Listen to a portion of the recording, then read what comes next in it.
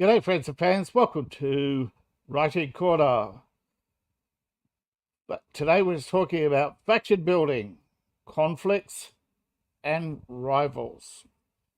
Now when your faction is being designed, you have to take into account what does it stand for, what does it stand against, and no doubtably this will be a source of conflict with individual rivals or rival factions or forces in opposition, such as the government. So you have to consider, who are they? What separates that faction from the others, that is, the people outside of the faction? What challenge or obstacles are in the way of the faction's goals, that is, the source of conflict or rivalry? How, where do the faction's goals come into conflict with others? What are the factions' relationships with outsiders? Do they see the non-members as rivals or perhaps even enemies? Does the faction have a relationship with outsiders? Are they isolationist? Are they a secret society? Are they public? And of course, when it comes to conflict of rivals, what form does this conflict take? Is this a friendly rivalry? Is this a friendly competition? And naturally, of course, if there's conflict, is there violence? Or are we talking about legal challenges or masterful debates? Or, like school children, they scowl and swear at each other, but really, just consider every aspect of the faction. Is there conflicts within the faction? Is there factions? Of course, you get something. Let's take something. A political organization will have factions within it, and this means that there's a rivalry and a conflict within the faction. And how do they deal with other factions? And what is their goals? And how do these goals conflict with the goals of other factions? So remember that there's conflict within the organization, within the structure, like leadership challenges, internal conflict, external conflict, internal rivalries, competition for leadership, competition between the factions. Take something like a thieves guild. Obviously, its rivals going to be law enforcement, bounty hunters, assassins. Thieves don't always get on with assassins. They tend to be a problem. Is that assassins tend to get sent after thieves. And as a way of the guild to control the thieves. So there are many sources of conflict and rivalry within the organizational structure, within how you go back to the goals and motives and see how that brings them into conflict with other factions. So there's many things to consider when designing the faction, but they always seem to cycle back to, how does this goal bring the faction into conflict with other factions? And so every time you're adding a faction, whether it's, so you have an organizational structure, you'll have different government, let's say government departments, boom, there's source of rivalry and conflict. Why? Because they all have the same goal, to get as much as they can. And that means lobbying, arguing, perhaps even stealing. That's happened before.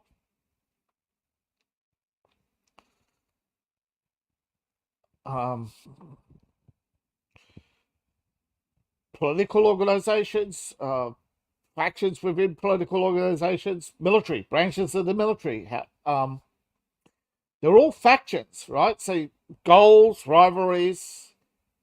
Um, you have take the military colonel. A major, he's just major close to retirement. He might want to be making colonel, but a young colonel, he smells brass and he's sniffing up and he's looking for a general on the out to take over. And I mean, that's why in many organizations promotions are hard and hard earned, because fast risers tend to want momentum to the top. Look at Bob Iger. His uh, business rivalries, political rivalries, criminal rivalries, the conflict of law and order, religious, and in fantasy, even in science fiction, you'll have violent conflicts. Majors organizations. A lot of fantasy and folklore is all dependent on depends on rivalries of organizations with conflicting goals, though they tend to be more classical good versus evil. But you have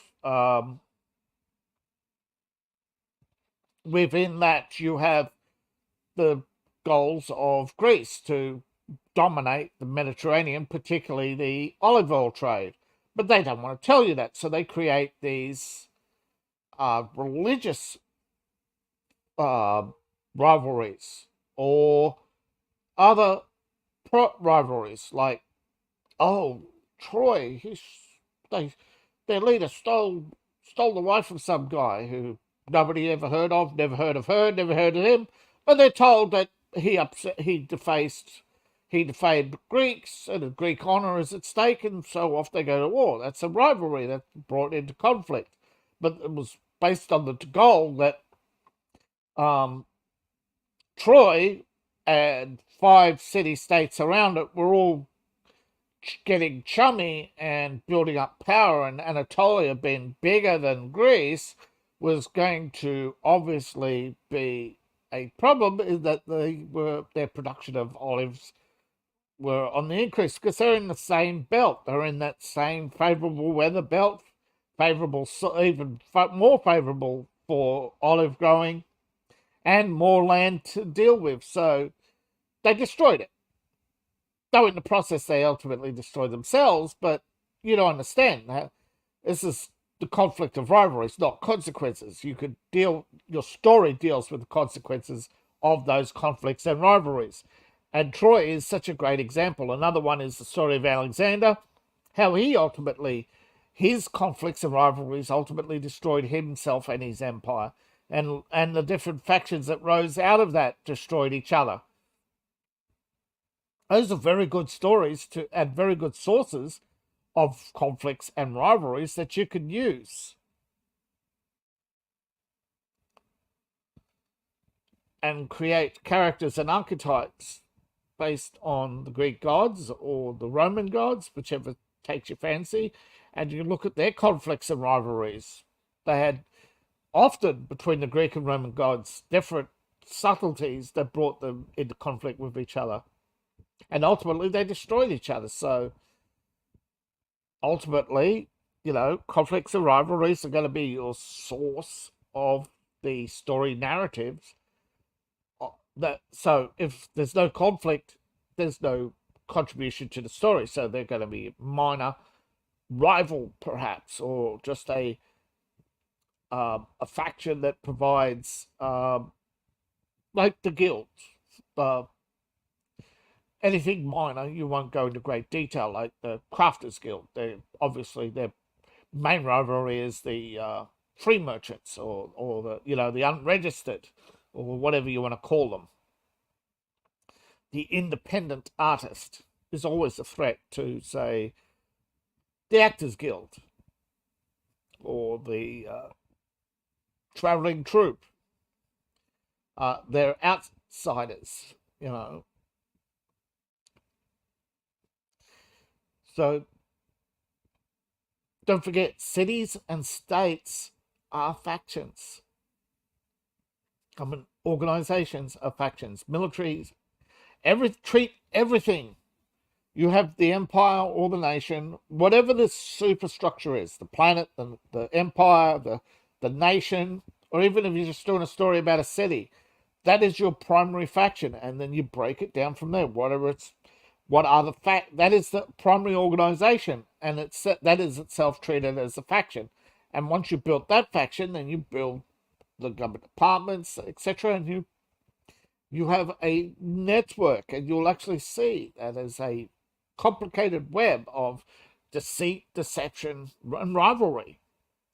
That is, and